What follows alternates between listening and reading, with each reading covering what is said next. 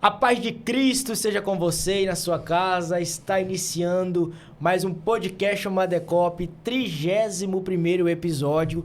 E é com muito carinho que nós recebemos você e sua casa no nosso podcast. E eu tenho certeza que hoje você sairá aprendendo e conhecendo mais da palavra de Deus. Para nós é muita alegria ter vocês todas as sextas-feiras aqui conosco. Que Deus possa abençoar grandemente a sua casa, a sua família, a sua vida. Hoje nós temos um convidado especial, é da casa, é meu amigo em particular. Está aqui o presbítero Elias, presbítero Paz do Senhor Jesus. A paz do Senhor John Wesley, a paz do Senhor a todos que nos ouvem por essa noite. Deus abençoe a cada um segundo a sua multiforme graça. Glória a Deus, para nós é um motivo de alegria ter o Senhor aqui, tá, presbítero Elias?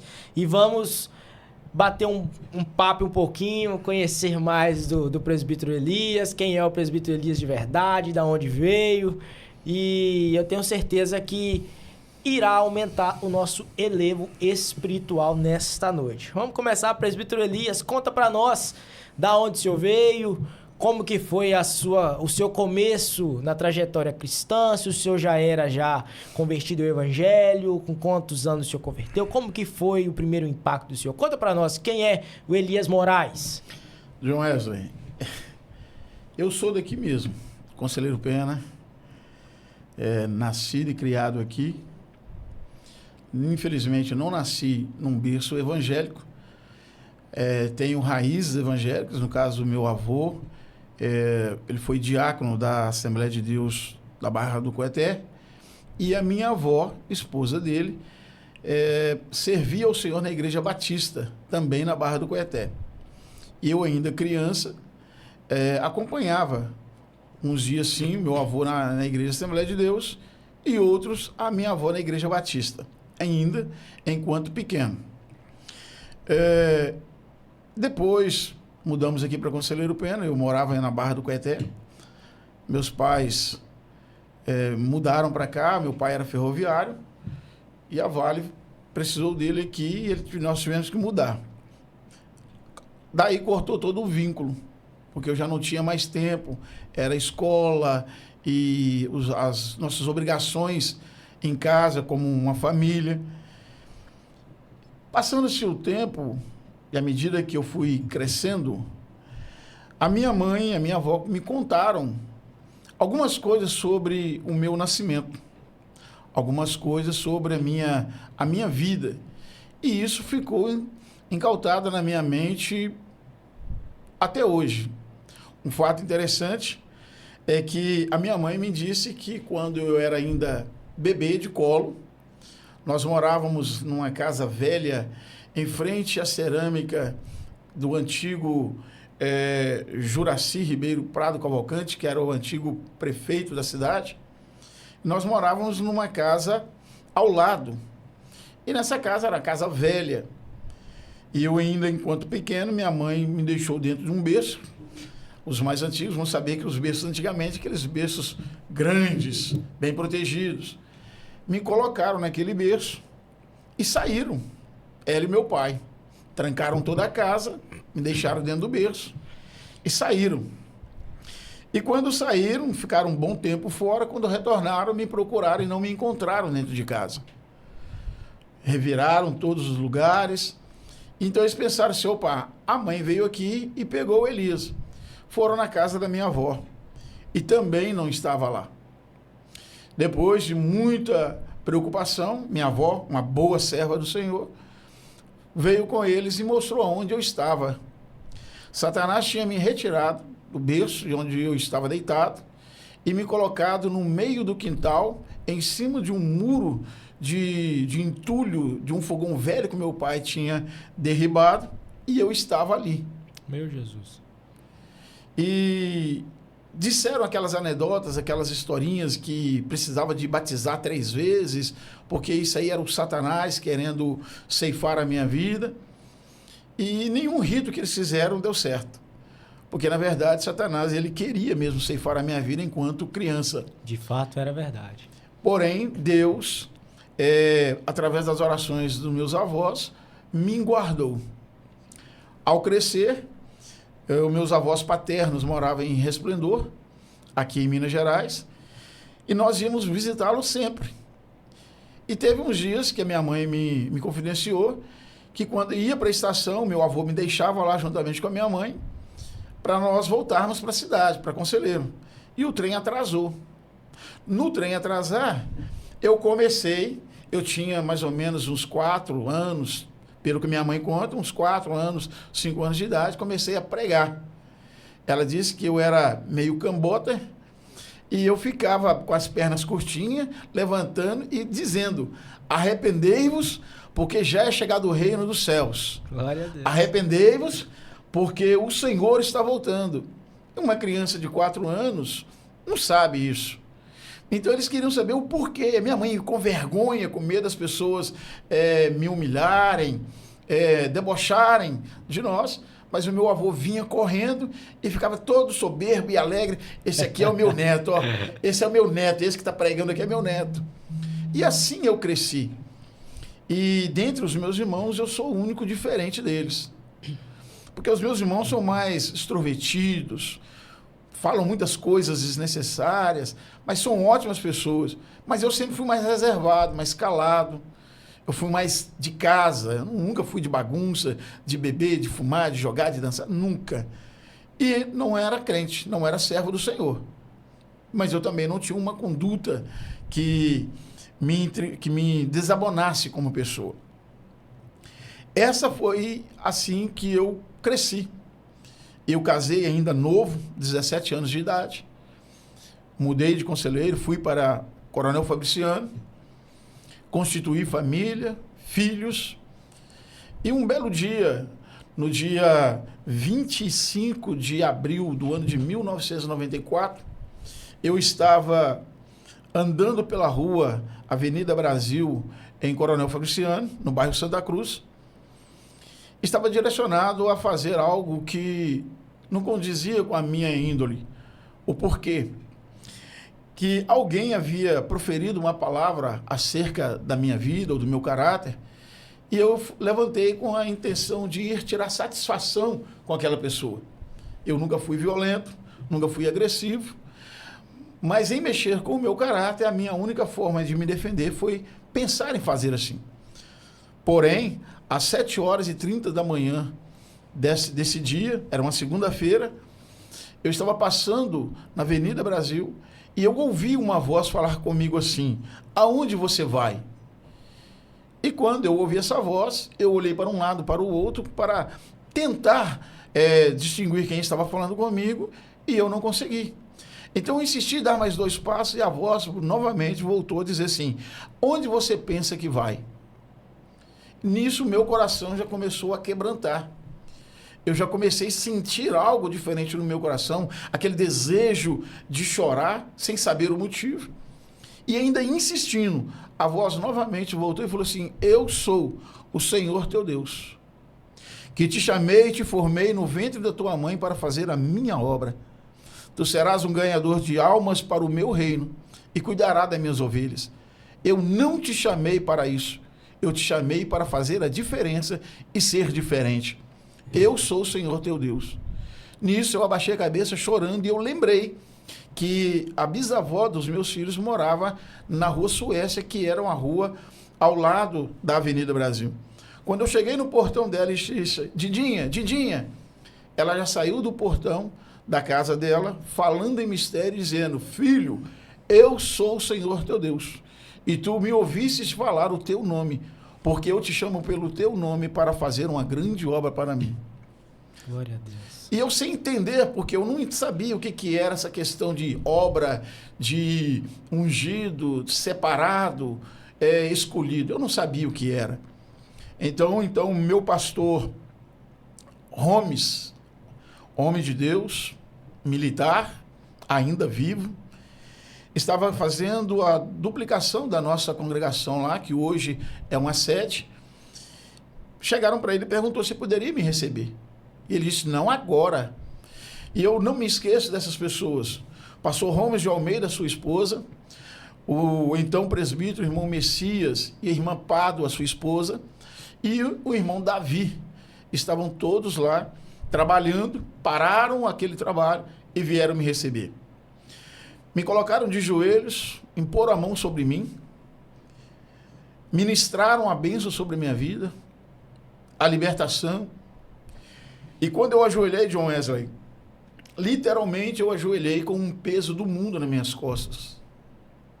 Eu adquiri família muito cedo, 17 anos sem preparação.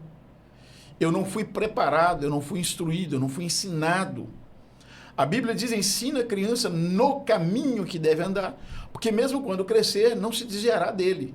Eu não tive esse ensinamento. E então, aquele peso sobre os meus ombros, filhos pequenos. E quando eu dobrei os joelhos, que eles oraram, quando eu terminaram de orar por mim, é como se eu estivesse flutuando. E naquele dia, o Senhor escreveu meu nome no livro da vida. Naquele dia, o Senhor transformou a minha vida. O homem velho, literalmente, ficou para trás. A partir daquele instante, John Wesley, nasceu um novo Elias. E ao caminhar, com 2 dias, o Senhor me batizou com o Espírito Santo, por misericórdia. Por misericórdia, me concedeu o ser usado por Ele em profecia. O Senhor me deu visão. Mas tudo isso segundo a bondade dEle. E eu comecei então a fazer o quê? Orar, jejuar e comer a palavra.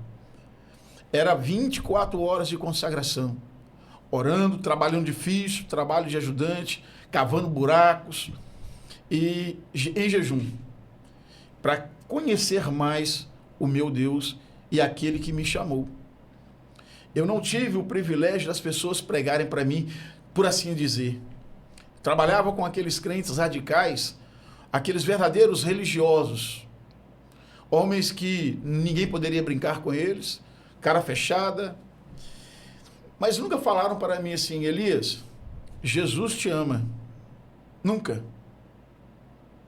Foi o próprio Senhor que me chamou no meio da rua.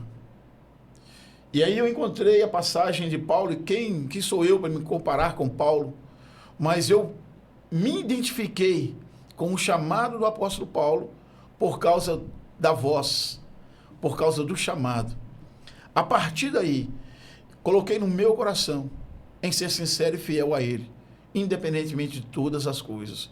Primeiro, porque quem me chamou não foi homem. Quem me determinou a fazer a obra dele não foi homem. E a partir daí, John Wesley, sempre cooperei na obra do Senhor. Nunca fiquei de braço cruzado na obra do Senhor. E não precisava que ninguém me mandasse fazer nada, nem me pedir. Eu via algo na obra de Deus para fazer, eu ia e fazia. E da melhor maneira possível. Assim foi o meu crescimento com o meu mestre, com o meu Deus, o meu Senhor Jesus. Glória a Deus. Irmão Elias, quando o senhor teve esse encontro realmente com Jesus, lhe causou alguma dúvida naquele momento e se era verdadeiramente Deus que estava falando com o senhor ou se era algo da sua cabeça, pois era algo sobrenatural que estava acontecendo? Como que foi esse impacto realmente de fazer assim, nossa, é Deus mesmo que está falando comigo? John Wesley, como eu te falei, eu não conhecia a voz de Deus. Eu não conhecia, não tinha intimidade, não tinha experiência. Então eu ficava atônito em pensar assim, mas o que aconteceu? De onde tirou isso? Não tem ninguém na rua. Mas aí eu lembrei do que a minha avó havia dito. Quando eu ainda era criança, eu ainda era bebê, os meus pais queriam me dar um outro nome. A minha avó disse, não. O nome do meu filho vai ser Elias, um profeta de Deus. E ele será usado por Deus. E eu lembrei dessa palavra dela, que ela sempre me contou. A minha avó nunca me deixou esquecer das minhas raízes cristãs.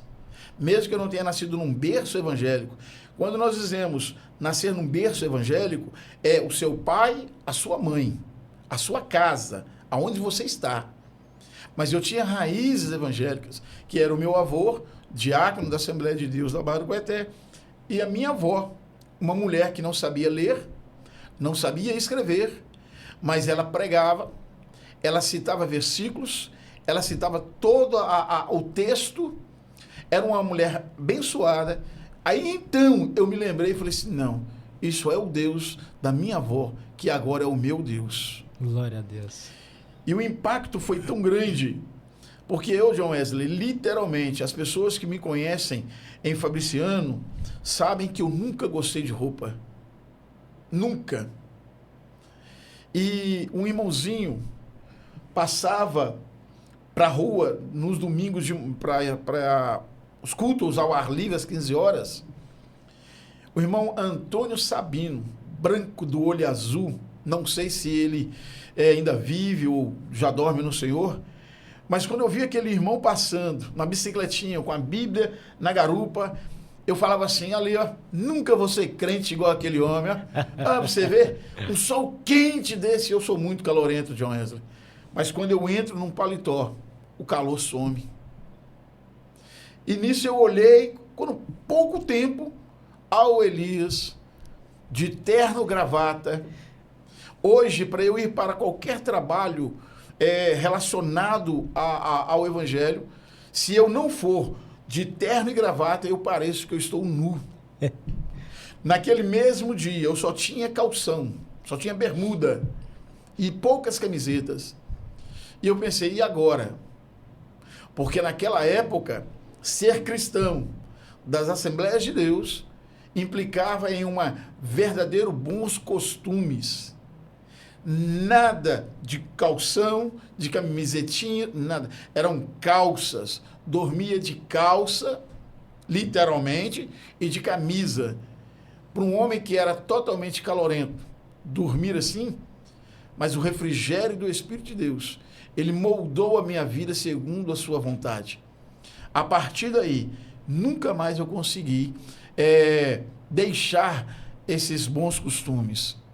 Hoje eu vejo que muitas coisas mudaram. Algumas coisas mudaram para bem, mas outras coisas ficaram estagnadas.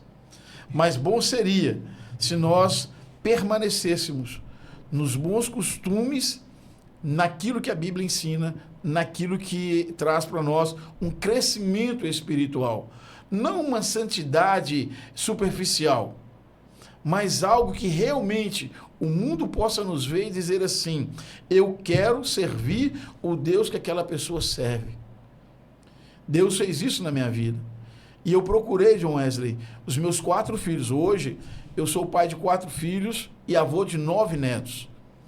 Mas os meus 4 filhos, eu procurei, nas minhas limitações, educá-los e ensiná-los no caminho.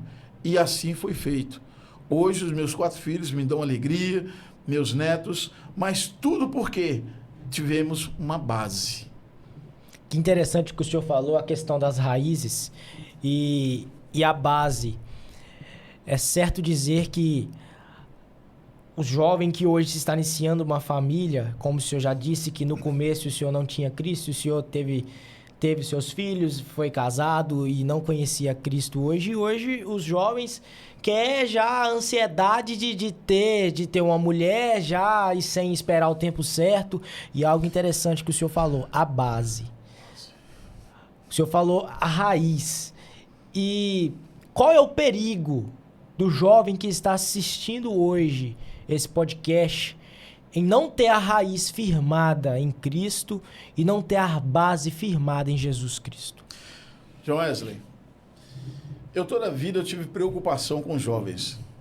Eu sou uma pessoa que eu sempre tive afinidade com os idosos, com os adolescentes, com as crianças, com os jovens. Eu sou uma pessoa que, graças a Deus, eu tenho essa intimidade com todos. Não há distinção. E eu sempre tive preocupação, porque ainda novo convertido, assumi a superintendência da escola dominical de nossa congregação. E quando vinha aquelas lições para poder falar, principalmente sobre questão de sexualidade cristã, havia uma certa resistência do nosso povo, que o nosso povo era muito religioso, muito radical.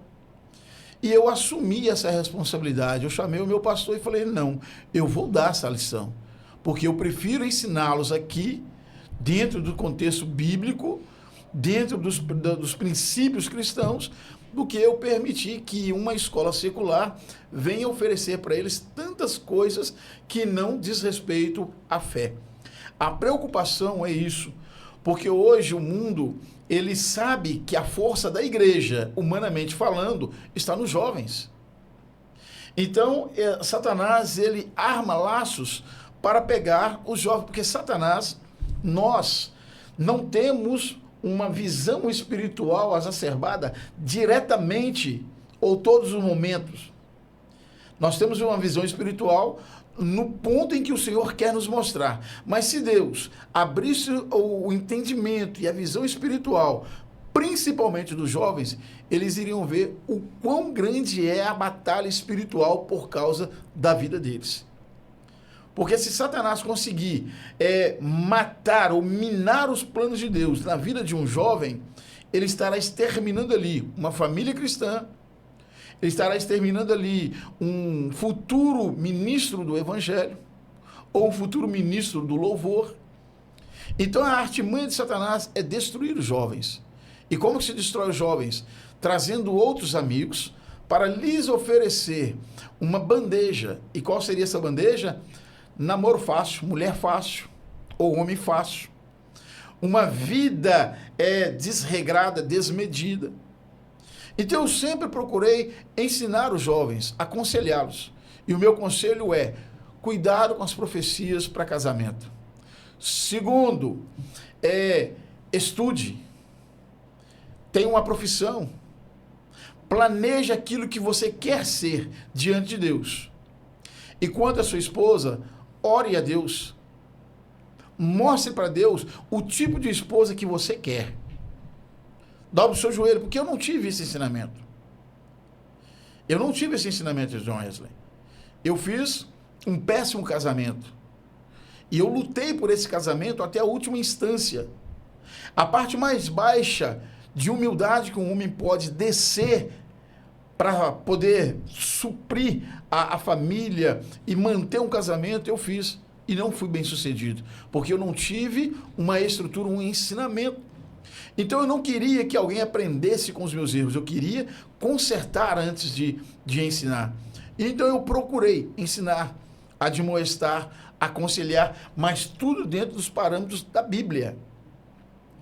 Nós tínhamos um bom costume, ô John Wesley, que nós, os jovens, não poderiam buscar uma esposa ou um esposo fora. Tinha que ser, no mínimo, comungar da mesma fé.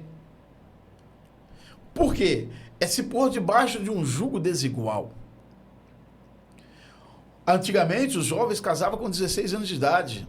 As meninas, por exemplo, namoravam e casavam. Geralmente demorava 6 meses apenas entre o namoro, noivado e casamento.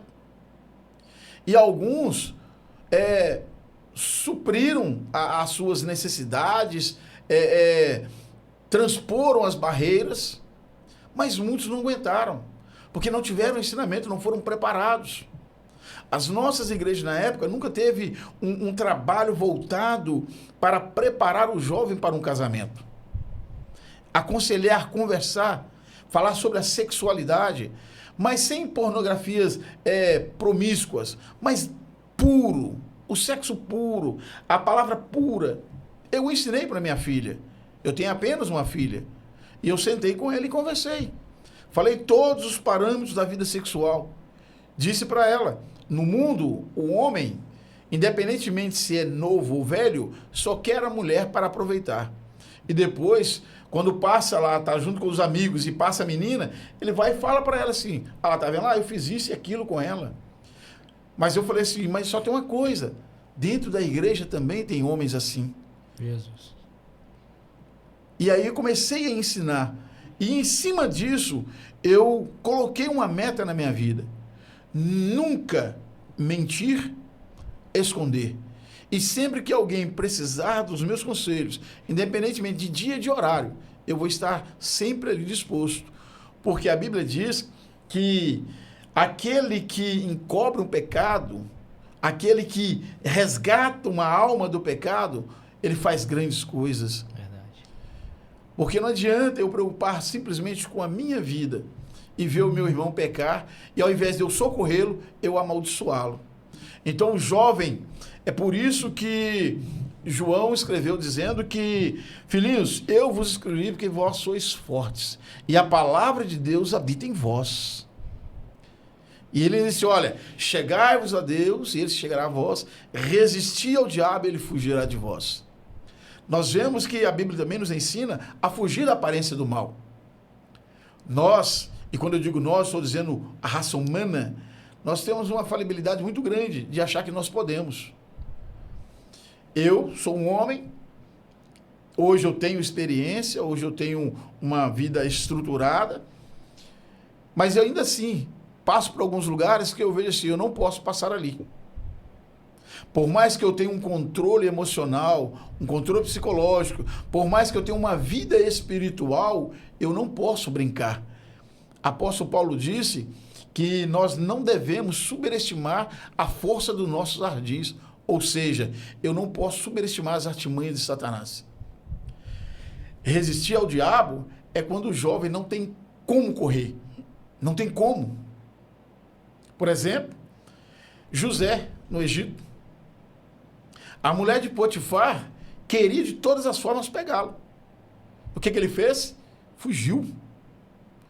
Deixou a sua túnica com ela e fugiu.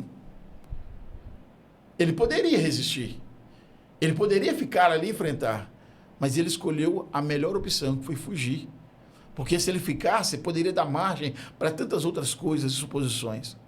Então hoje o jovem precisa saber como ele deve andar. Se ele quer não namorar, o jovem tem que falar assim, eu quero uma esposa. E essa esposa precisa amar a Deus mais do que me ama. E quando o jovem coloca isso no coração e começa a trabalhar, a orar, e sempre buscando de Deus, Deus vai, atende. E ele faz. E eu digo isso porque depois que eu não casei para divorciar. Nunca. Porque eu aprendi isso. E com isso, John Wesley, chegou um momento que não teve jeito. Aí divorciei. E nesse divórcio, John Wesley, ingressando também na questão dos jovens que você me perguntou, eu fiquei 10 anos parado, eu não desviei.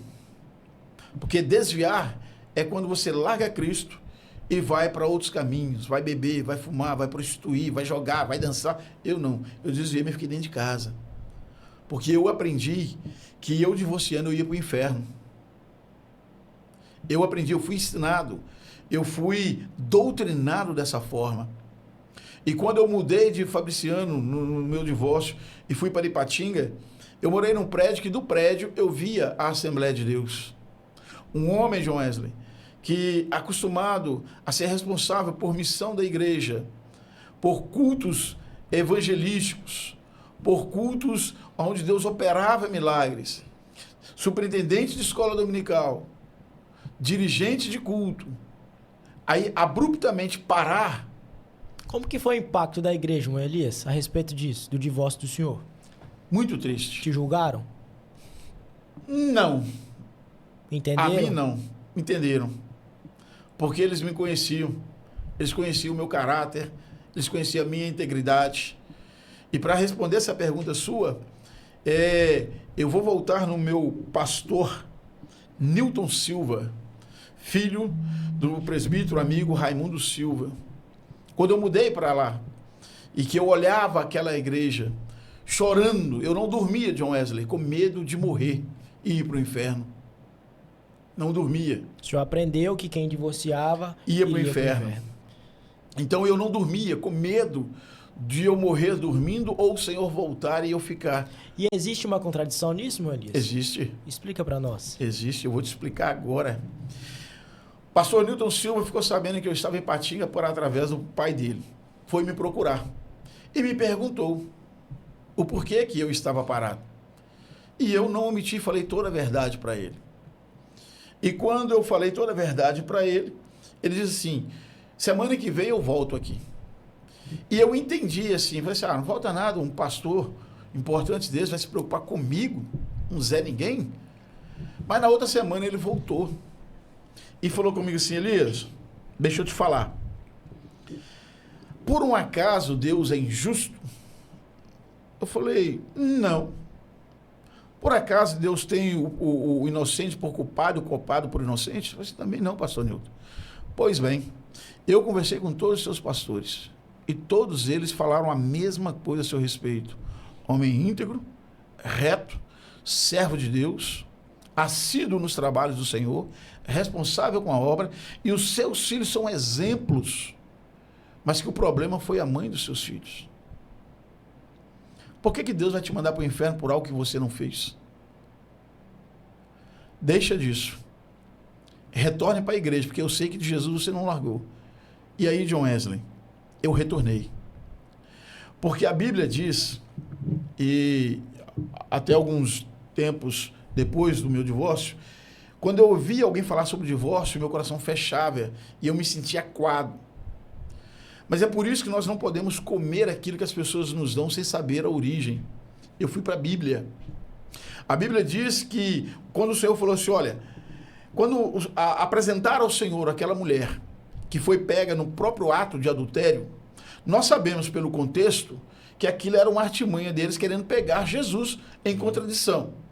Mas tirando esse contraste aí, tirando esse contexto, o que o Senhor estava falando ali? Olha, o que Moisés lhes ordenou? Moisés lhes permitiu o divórcio por causa da dureza do vosso coração. Porque eles estavam largando as mulheres por qualquer motivo. Uma comida mal feita, um cabelo despenteado, ou porque engordou um pouquinho. Então, por qualquer motivo, e com isso, as mulheres eram apedrejadas, porque elas não poderiam conversar com mais ninguém. Porque se conversasse, era tido como adultério. Por causa da dureza do coração, Moisés permitiu a carta de repúdio. Aí o Senhor falou assim, eu, porém, vos digo que qualquer um que divorciar da mulher, a não ser por causa de infidelidade conjugal, ou seja, se o cônjuge cometeu o adultério e eu perdoei, pronto, acabou. Eu vou continuar lutando, vou continuar no casamento. Agora, se voltou novamente, 1, 2, 3 vezes, eu perdoei, mas eu não sou obrigado a ficar debaixo daquele jugo desigual. Porque não há como a pessoa mudar. Porque se errou uma vez, você perdoou, não teve uma mudança. 2 também, da mesma forma. Nesse caso, abre-se então uma brecha para o divórcio. Mas isso não quer dizer que eu possa fazer isso. Se houver no meu coração capacidade de perdoar, e não é esquecer, porque quem perdoa não esquece a ofensa. Mas se aquilo não me ferir mais, não me machucar mais, ou seja, eu ainda tenho condições de continuar a conviver e salvar o meu casamento, foi isso que eu tentei fazer várias vezes, e foi debalde, eu não estou cometendo pecado. Foi aí que eu entendi essa palavra. E eu retornei à casa do Senhor. E isso é tão sério, essa questão do casamento, John Wesley, que em 1999 eu estava numa campanha no monte, 3 dias sem descer, sem comer, sem beber, e só orando e jejuando, por causa de um trabalho que eu queria. Eu estava desempregado e eu queria trabalhar. E nesse dia, chegou alguém e profetizou para mim. E falou assim, olha, a que eu escolhi para você, olha bem, vem de fora. E eu falei assim, mas eu já sou casado, profeta esquisito. E eu peguei, não dei conta, não levei em consideração aquilo, não repreendi o rapaz, mas também não dei consciência para aquilo. Passando-se um tempo, na Igreja de Santa Cruz, uma festividade de jovens, uma cantora chamada Lucimara Rangel, de Vitória, foi pregar na festividade. E nós tínhamos o bom costume, terminava o culto, nós íamos para a casa de um irmão e fazia lá uma semivigília. Todos os trabalhos, era assim.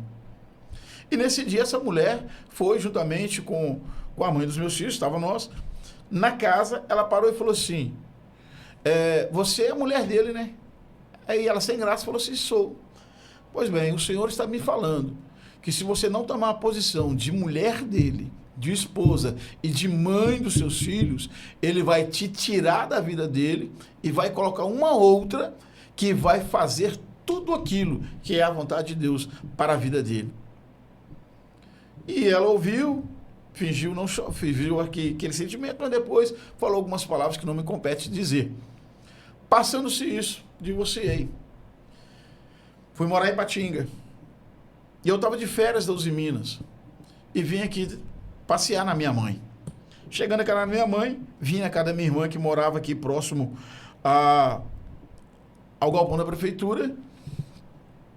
E então eu vi uma menina bonita, branquinha, de um olho parecendo japonesa. Eu a chamo de minha geisha. E a minha irmã me falou sobre ela. Ela era cunhada da minha irmã. O irmão dela era esposo da minha irmã. E eu agradei. E como eu nunca fui mulherengo, nunca fui aquele homem assim, pra lá, eu sempre fui uma coisa mais responsável, eu fiz um voto ao Senhor dizendo: Senhor, se esta é a mulher que o Senhor falou comigo, quando eu me virar, ela vai estar atrás de mim. Ela não estava.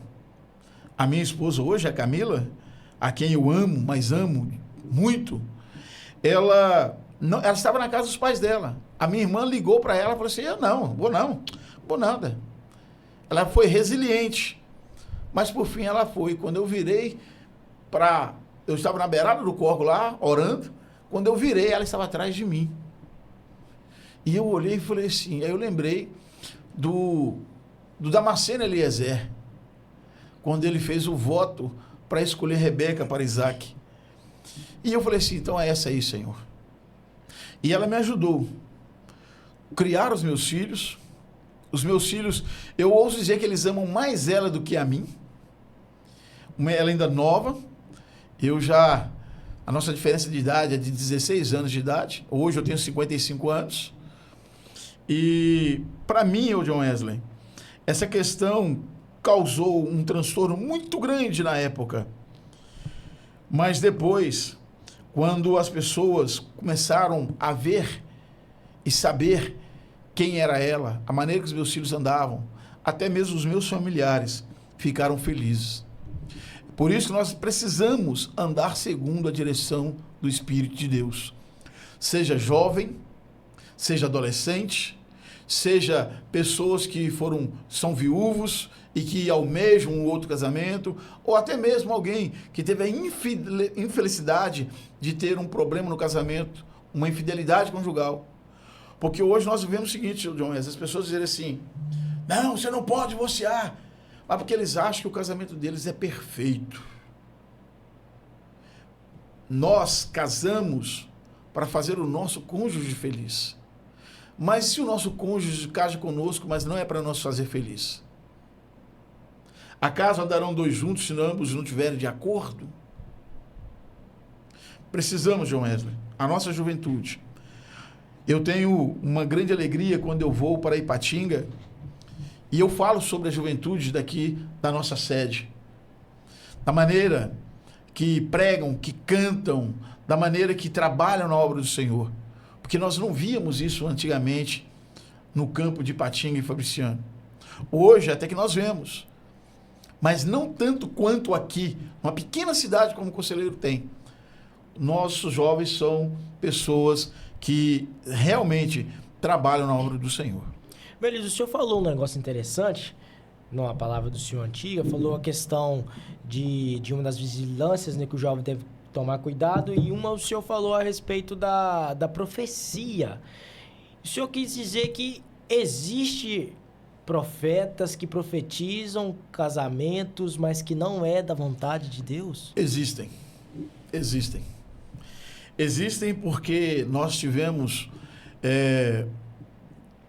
como eu falei para você, eu sempre atuei na obra de Deus e sempre fui conselheiro também de jovens.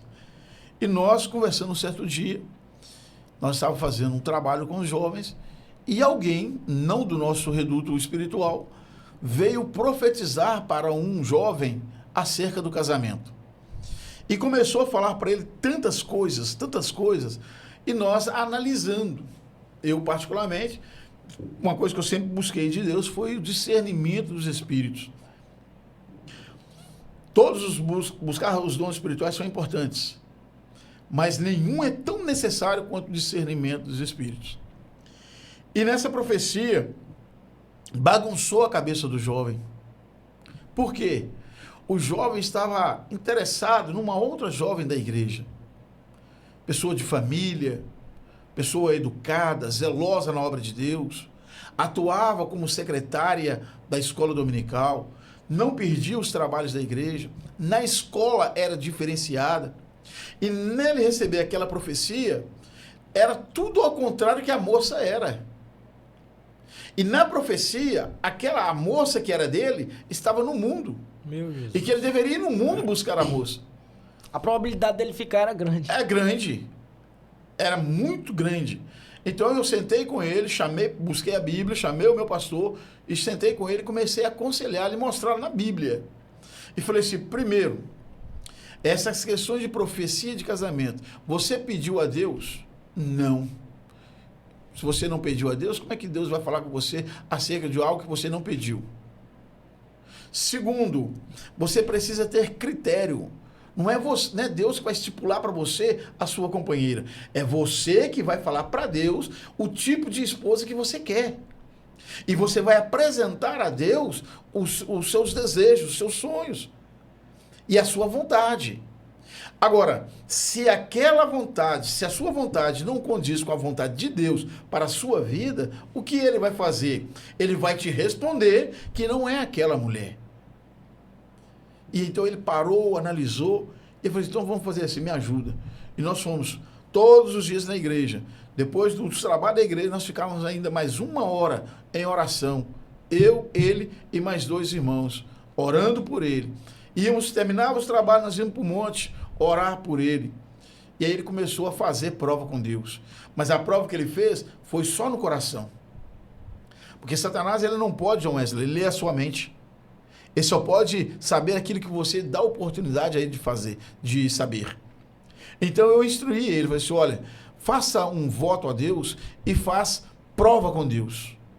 Se você tem os seus olhos voltados para uma moça, apresenta ela a Deus no coração, não fala não, só apresenta a Deus.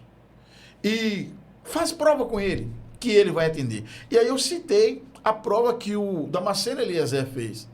Ah, meu Deus... Deus e meu Senhor, se por um acaso a escolhida, a noiva, a esposa do meu Senhor, for uma delas, que quando eu pedir, dá-me de beber, ela vai se oferecer, não só para dar para mim, mas também para todos os meus camelos. E assim ela fez. Um camelo bebe 200 litros de água. E não era só um camelo. Era vários. E ela não tirava, não era com uma caixa de 1000 litros, não. Era com cântaro. Quer prova mais fidedigna do que essa? Então, hoje, quase nós não vemos esse boato de profecia para casamento. Mas nós vemos hoje a artimanha de Satanás. Ele não profetiza mais. O que ele faz? Ele começa a mandar pessoas para poder nos induzir a olhar para aquela mulher por causa do corpo dela. Por causa do corpo. O que nós fazemos? O que eu sempre aconselhei, olha, se você está agradando e namorando de uma moça, você já conversou com ela, faça uma visita na casa dela sem ela saber, para ver como ela trata os pais dela, para ver como ela é no dia a dia dela. E a moça, do mesmo jeito, vê como o rapaz trata os pais dele. E assim, para a glória de Deus, nós fizemos muitos casamentos abençoados e que perduram até hoje com esse princípio.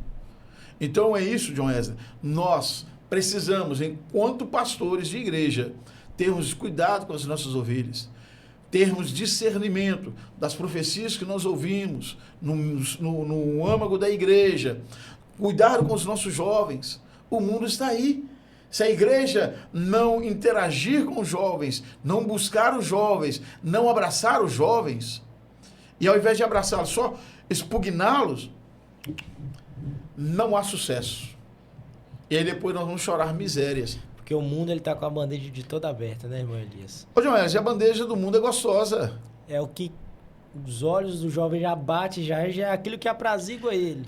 A bandeja do mundo, ela é prazerosa. Mas é um prazer fútil. Momentâneo. Circunstancial. E uma escolha errada hoje vai refletir lá no futuro. O senhor, infelizmente, teve a infelicidade de casar novo, ainda não conhecia, mas o senhor teve consequência no casamento do senhor. Pode ser que se o senhor tivesse antes conhecido verdadeiramente o evangelho antes e tivesse feito a escolha certa. Sempre os nossos pastores têm batido sobre a escolha certa. Você saber escolher a pessoa. Exatamente, João. Porque tudo vai refletir no futuro. Às vezes, se o senhor tivesse escolhido certo, o senhor não teria passado aquilo, tudo que o senhor passou. Tudo que eu passei. E não foi pouco não, João. Eu estava hoje conversando com os amigos no galpão da prefeitura e nós estávamos falando sobre isso. Lembra que eu disse que eu fiquei 10 anos parado? Sim. Eu estava vindo da Uzi Minas, eu larguei serviço às 15 horas na minha bicicleta e passando em frente o Panorama Town Hotel, que fica próximo à rodovia, próximo à BR ali em Ipatinga. Eu andando e eu ouvi uma voz dizer para mim assim, olhe para frente. Quando eu olhei para frente, havia soltado de um caminhão uma roda e aquela roda veio com tudo para cima de mim. Eu freiei a bicicleta de John Wesley. E só acreditam as pessoas que me conhecem, sabem do meu caráter, e as pessoas que estavam lá. Porque outras pessoas que não me conhecem não acreditariam. A roda, literalmente, John Wesley, ela bateu próximo ao pneu da minha bicicleta. Tem um ponto de ônibus em frente ao hotel, na rodovia. Essa roda bateu naquele ponto de ônibus, voltou em mim novamente. Eu abaixei, ela bateu na esquininha de uma parede de uma loja de locação de andaimes, voltou em mim novamente, bateu no meio fio, voltou em mim, bateu no poste e caiu. Eu travei ali, John Wesley. Fiquei travado. E o dono da carreta foi parar próximo à estação ferroviária, dar a velocidade que estava e voltou a pé correndo. E eles disseram, rapaz, essa roda desse carro seu parecia que estava viva. Fez de tudo para matar o rapaz aqui. E eu fiquei pálido. E preto para ficar pálido, meu filho. E nisso, eu consegui, depois de meia hora, sair para ir embora. Chegando ali no bairro Betânia, próximo à Assembleia de Deus, sede da Betânia.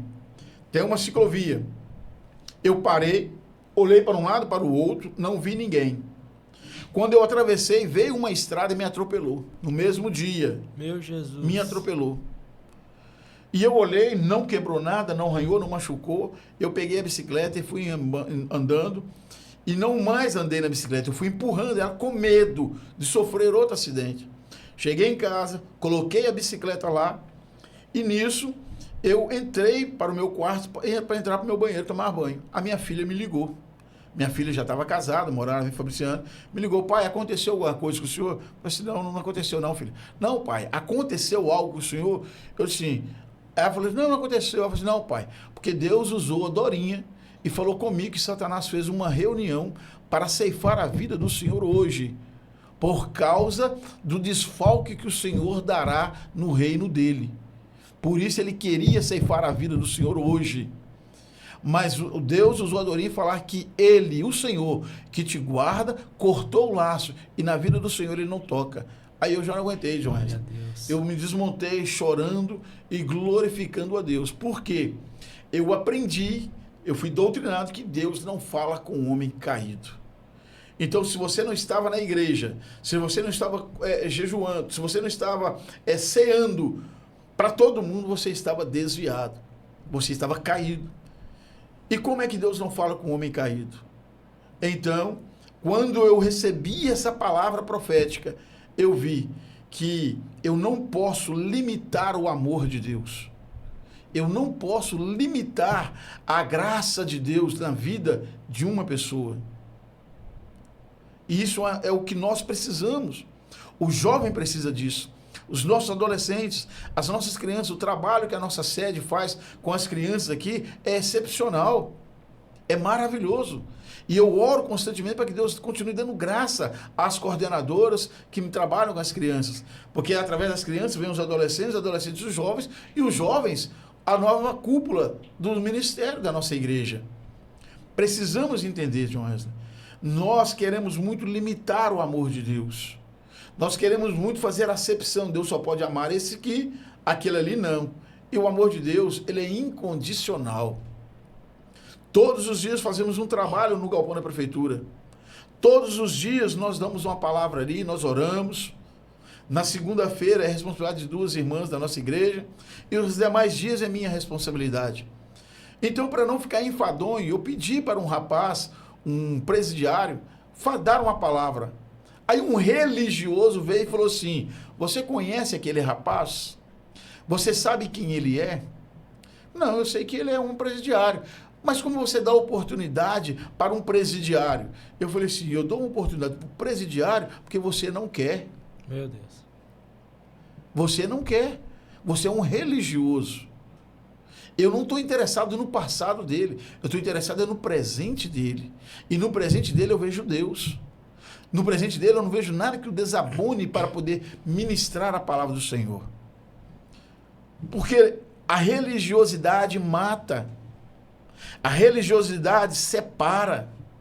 A religiosidade, ela destrói relacionamento, Jones. Mas o amor de Deus, a graça de Deus, a reconciliação de Deus, traz novamente para perto aqueles que estavam longe. E o senhor falou algo interessante, a questão dessa oportunidade que o senhor deu. E a gente vê que isso acontece, não só nos dias de hoje, de as pessoas que... Tem gente que se disponibiliza para fazer algo e tem alguém que, em vez de estar fazendo, está querendo atrapalhar. A gente vê também em 1 Samuel, capítulo 17, quando Davi ele desce para levar a comida para os seus irmãos e tá aquela batalha toda e ele se pega e quer ir adiante daquela guerra contra Golias. E o seu irmão Eliabe, a Bíblia fala que Eliabe ele fica estressado e fala que era para ele voltar e tomar conta das pequenas ovelhas do seu pai. E por que ele estava fazendo ali? Então ali a gente já vê. Eliabe que era na função de estar fazendo algo, que era para estar tomando o direito de levantar e ir para a batalha contra Golias. Quando o irmão dele se levanta para ir, ele quer atrapalhar o irmão que estava indo. E dessa feita acontece em muitos lugares. Os religiosos são dessa forma. Quando alguém levanta, às vezes é porque é pequeno, é porque é jovem, principalmente jovens. Levantam um jovem, às vezes, que tem orado, tem buscado e recebe uma palavra, para a palavra de outória ou cantar o que for. Às vezes as pessoas que estão lá e não estão fazendo nada, quer ir de encontro. Fala que não é, que não merece oportunidade. E infelizmente isso tem no nosso meio hoje. E o que nós mais vemos, e o mais preocupante é que eu tenho certeza que essa pessoa que retraiu esse presidiário que estava falando se diz um cristão ou um crente. Se diz o santarrão. John Wesley, eu tenho uma grande preocupação em fazer discípulo. Fazer discípulo, passar conhecimento, passar experiência. Não só no trabalho secular como profissional, mas também no espiritual. Porque o prazer que eu tenho é de saber que eu posso sair agora da ETAD e você assumir o meu lugar. Eu tenho o prazer de saber se acontecer alguma coisa comigo que eu não possa vir para a aula, para ministrar a aula, eu ligar para você, John Wesley, assume a aula para mim. Porque tem muitas pessoas que querem pegar tudo, John Wesley, e fazer tudo sozinho e acaba não fazendo bom. Não, acaba não tendo um bom andamento naquilo que ele faz. Porque ele acha que tudo só depende dele. Ele prega melhor, ele canta melhor, ele ora melhor, ele ensina melhor, ele fala melhor. E quando Deus levanta um jovem, Deus levanta alguém que tenha um chamado específico, aí entra a questão do ciúme, da inveja. E tudo quanto puder fazer para te prejudicar, faz. Aonde está a união e o amor aí? Não tem. Então, nós, enquanto servos de Deus, enquanto pastores, não vamos ser como Samuel. Samuel não fez discípulo. Samuel não fez discípulo. Não fez. Vamos fazer discípulo. Seja na vida secular, seja na vida espiritual. Vamos passar o nosso conhecimento, a nossa experiência. E falando sobre essa questão da experiência, falando sobre essa questão de jovens, eu andava com 2 jovens fazendo evangelismo comigo. E evangelismo não era ir na casa de crente. Ir na casa de crente é uma visita social. Evangelismo é você visitar pessoas não crentes. E eu saía do Córrego Alto e íamos até o centro de Fabriciano a pé. Eu e mais 2 jovens. Levando folheto, evangelizando. Chegava na rodoviária, fazíamos um culto ao ar livre, rápido, um culto relâmpago. E eu via diáconos da nossa igreja escondendo. Meu Deus. Não sei se era de medo ou de vergonha, mas escondendo. E não participava conosco. E terminava ali, nós voltávamos a pé, evangelizando também. E dado a feito, um certo dia, eu estava indo com esses 2 irmãos e Deus falou comigo assim: ó, meu servo, para no hospital Senhora do Carmo, vai entrar no leito 18, no quarto 3, e no leito que tem lá, há uma senhora, uma serva minha, no balão de oxigênio. Você vai lá e vai conversar com a neta dela. Tudo isso Deus revelou para mim.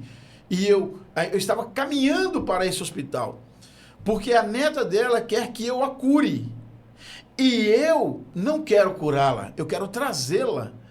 Porque o que era para ela fazer para o meu reino, ela já fez. Agora é hora dela descansar. E eu cheguei nessa sala juntamente com os jovens e me apresentei, quem eu era, de qual congregação eu era, de qual bairro que eu era. Apresentei os 2 jovens que estavam comigo. E ao conversar com a jovem, eu falei para ela assim: você ama sua avó? Ela disse: eu amo. Mas em que estágio que está esse amor? Eu dou a minha vida pela vida da minha avó. Então, se você ama sua avó, deixa sua avó partir. Porque o Senhor só me mandou aqui para te dizer que Ele não quer curá-la. Ele quer recolhê-la. E por causa da oração de um justo que tem muitos de seus efeitos, ele não recolheu a sua avó, mas ele também não vai curá-la. E a sua avó fica sofrendo. Então, John Wesley, ela falou comigo assim: então que seja a vontade de Deus. Assim que ela falou, no instante que ela fechou a boca, o Senhor recolheu a senhora. E Jesus batizou 3 com o Espírito Santo no quarto. Então, é por isso que eu tenho a preocupação com o reino de Deus, John Wesley. Porque em tudo isso eu vejo o amor e a mão de Deus. Eu sei o Deus que eu sirvo, não porque eu ouvi dizer, é porque eu vivo isso.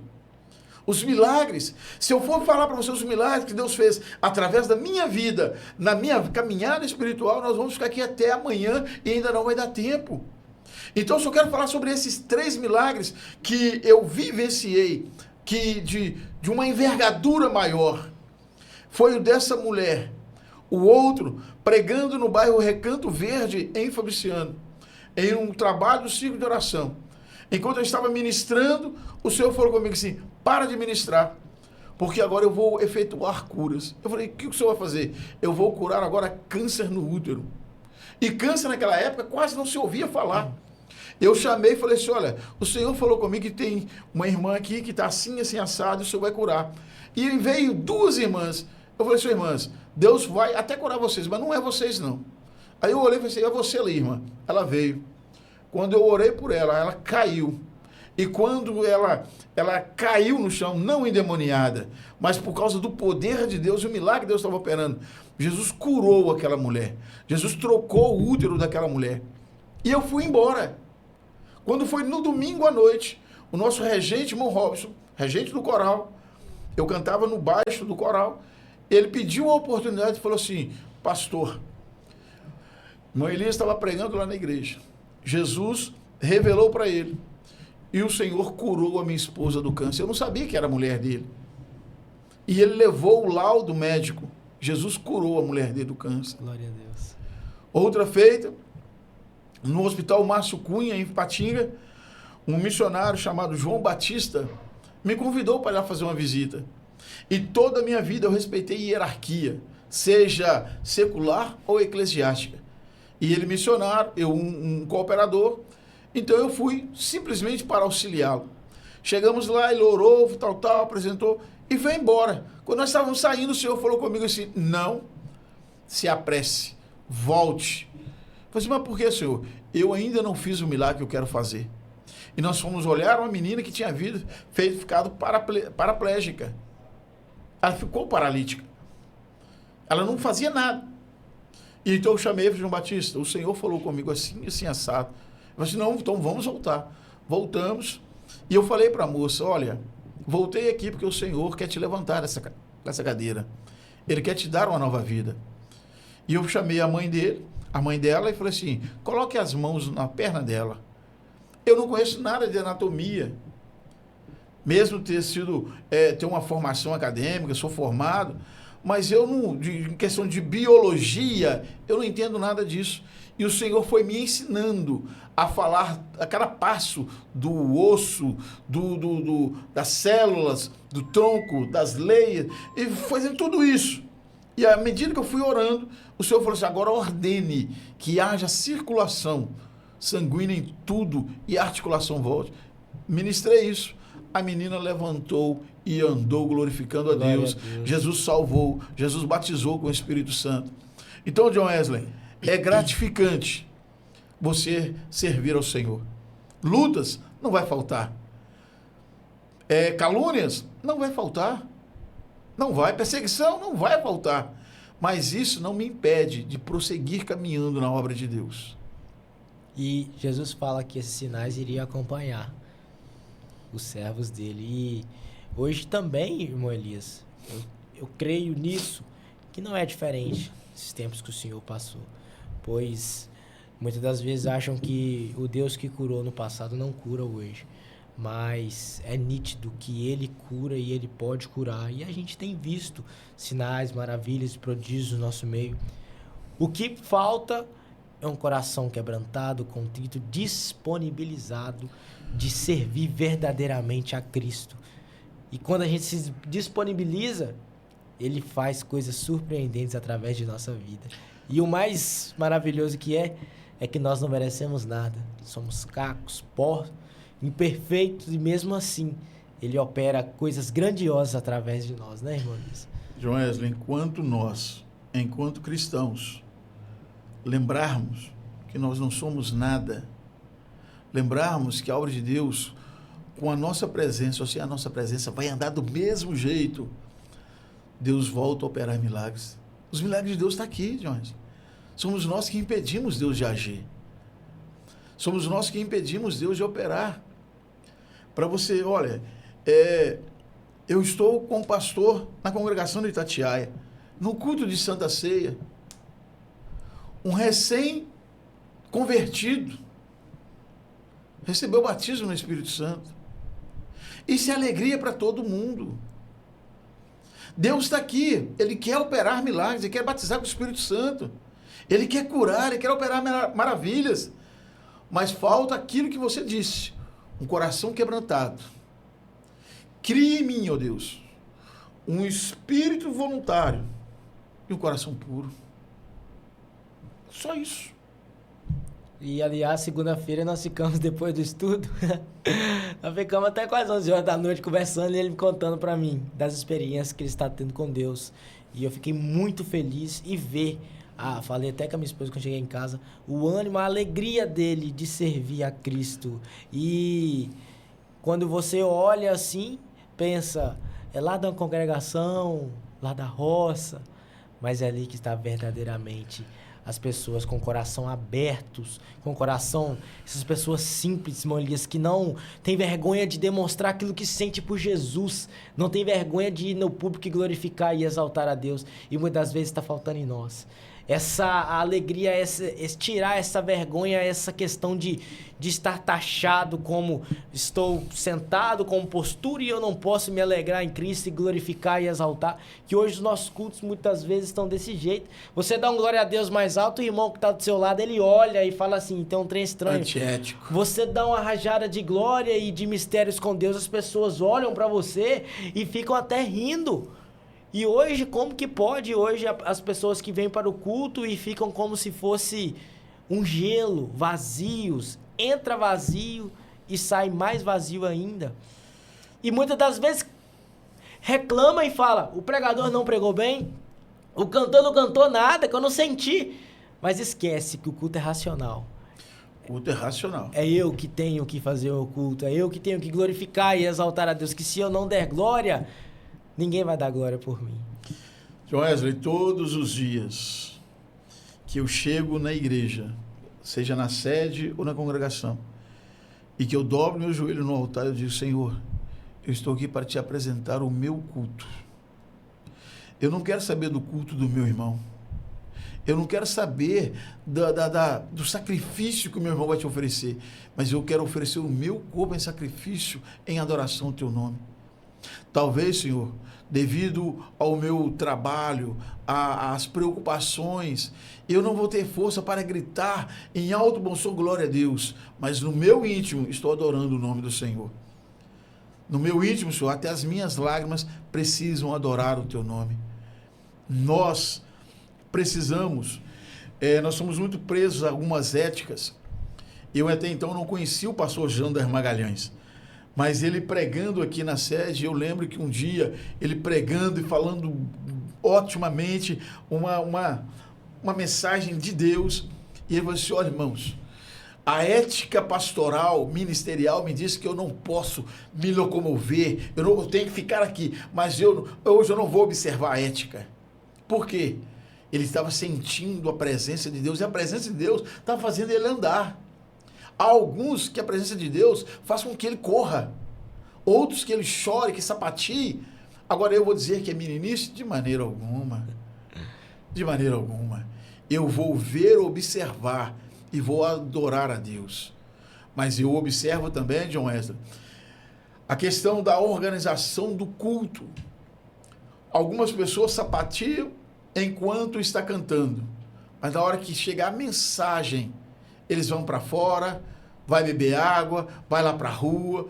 Aí eu não acredito nesse avivamento. É emocionalismo. Abacuque, ele diz assim, ouvi a tua palavra e temi.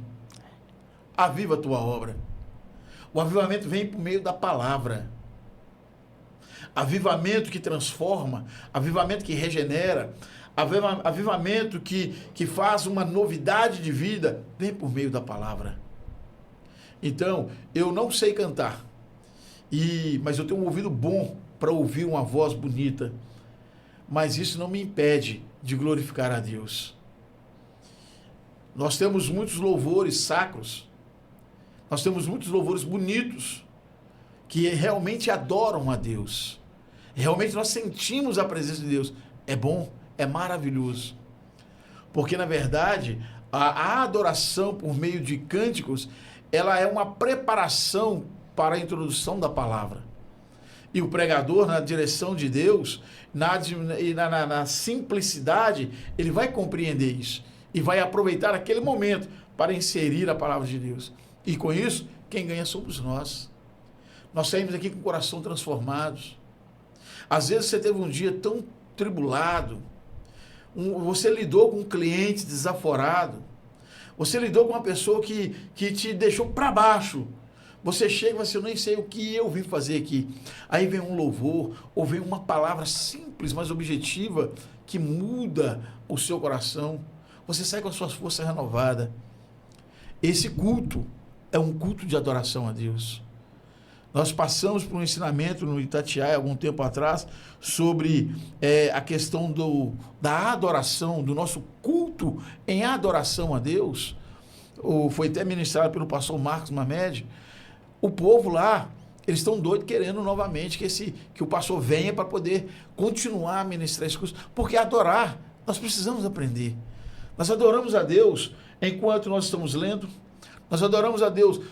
O que você está fazendo, o pastor Luiz França está fazendo, é uma adoração. Verdade, É um serviço para o reino de Deus. O Jonas, aqui na mídia, está adorando a Deus. Glória a Deus. E para Deus isso conta como se ele estivesse pregando ou cantando. A mesma feita. Agora nós precisamos, o nosso pastor presidente, a quem eu admiro muito, ele intitulou esse ano como o ano da unidade. O que é unidade? União, cumplicidade. Estamos juntos, entrelaçados para o que der e vier. E assim é o reino de Deus. Assim é o reino de Deus. Glória a Deus. Irmão Elias, eu falei com você, gente, que hoje esse podcast iria aumentar o nosso elevador espiritual, e eu tenho certeza que da mesma forma que eu tenho sentido Jesus e tenho aprendido com essas experiências, com esse bate-papo, você aí na sua casa, eu tenho certeza que você também está sentindo essa atmosfera espiritual da parte de Deus. Estamos chegando já no final, irmão Elias. Já temos 1 hora já de podcast e a gente estava bem exausto, a gente estava fazendo um monte de coisa, né? Eu estava em ensaio, o senhor estava em reunião e já viemos para cá, mas nós não poderíamos deixar de estarmos aqui nesse bate-papo, e tudo que foi pautado, tudo que foi falado foi verdadeiramente vindo do céu através da vida do senhor. Saiba que eu lhe admiro, sempre falei, tenho o privilégio de ter o senhor como meu professor de teologia e como amigo íntimo, e eu lembro quando a primeira vez que o senhor chegou aqui na igreja, eu lembro que o senhor ficava na portaria ainda, lá embaixo. Eu lembro que o senhor recebeu uma oportunidade para dar uma palavra introdutória, e eu lembrava que o senhor parecia muito com o meu tio Ronaldo. E eu falava, gente, esse neguinho parece com o meu tio.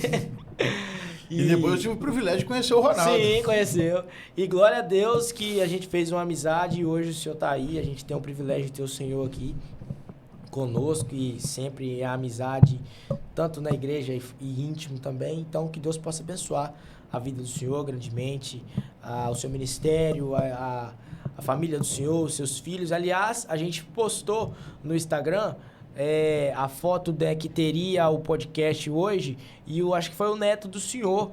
Ele comentou lá na foto do cartaz, deixa eu ver o nome aqui, Lopes, só tá falando como Lopes. É o Davi.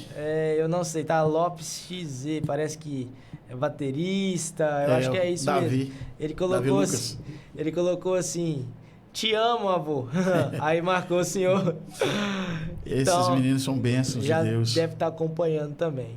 Então, irmão Elias, para finalizar, peço ao senhor que deixe um conselho para essa juventude nossa, para a igreja do Senhor, o Senhor como um presbítero, como um pastor também está pastoreando lá no Itatiaia, e tem muitas pessoas que admiram o Senhor, e dê um conselho para esses jovens, para essa pessoa que está vendo hoje essa live, que irá ver depois os cortes, essa pessoa que ainda não teve verdadeiramente, né, um encontro com Jesus, ou muitas das vezes ainda já teve um encontro com Jesus, mas ainda não sabe o que ele tem que fazer, tem aquela preocupação, o que Deus me chamou, o que eu preciso fazer, como que vai ser a minha caminhada. Aí esse jovem que está pensando em casar também, o que essas pessoas têm que fazer hoje que está assistindo essa live, irmão Elias?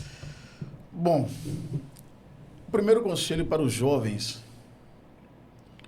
que aceitaram a Cristo Jesus, mas parece que ainda estão estacionados. Em primeiro lugar, deixam a timidez de lado. Peça socorro ao seu líder. Peça auxílio ao seu pastor. Eu quero acreditar que o seu pastor seja um homem de Deus e que seja detentor da sua confiança. Porque enquanto pastor, eu preciso entender que 10 jovens, nem todos pensam da mesma forma. Têm personalidades diferentes. E eu preciso tratar com cada um segundo a sua personalidade para moldar o seu caráter cristão. Segundo, não perca a escola bíblica dominical e não perca a oração. Essas duas bases vão te estruturar para suportar as divergências, as dificuldades, e vai te moldar para você se destacar na obra de Deus. Você que está querendo casar e fica preocupado com o que fazer, qual passo a dar. Eu quero fazer aqui um merchandising aqui do livro do nosso pastor, primeiro vice-presidente, pastor Luiz Francis. Verdade, tem que falar, hein? Então você adquire esse livro que vai te ajudar bastante. Mas primeiro você precisa dizer o que você quer para a sua vida, o que você espera para a sua vida, para a sua esposa ou para o seu esposo, para a sua família. Qual a finalidade para você formar uma família? É para a glória de Deus? É para o crescimento espiritual, não só seu, mas da igreja? E também construir uma família saudável, uma família que seja realmente um alicerce na sociedade? Busque o seu pastor, busque o seu líder, seus conselheiros. E as pessoas que nos ouvem, eu sei que muitos não devem servir a Cristo.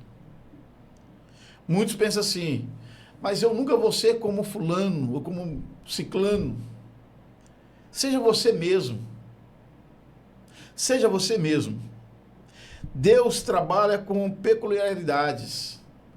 Deus trabalha da maneira coletiva, mas trabalha da maneira individual. Tanto é que cada um de nós temos uma digital. Não queira ser como a outra pessoa. Não, seja você mesmo. Quando você aceitar a forma que você é e entrar na presença de Deus, o próprio Senhor vai colocar no seu coração o desejo por um certo trabalho na obra dele.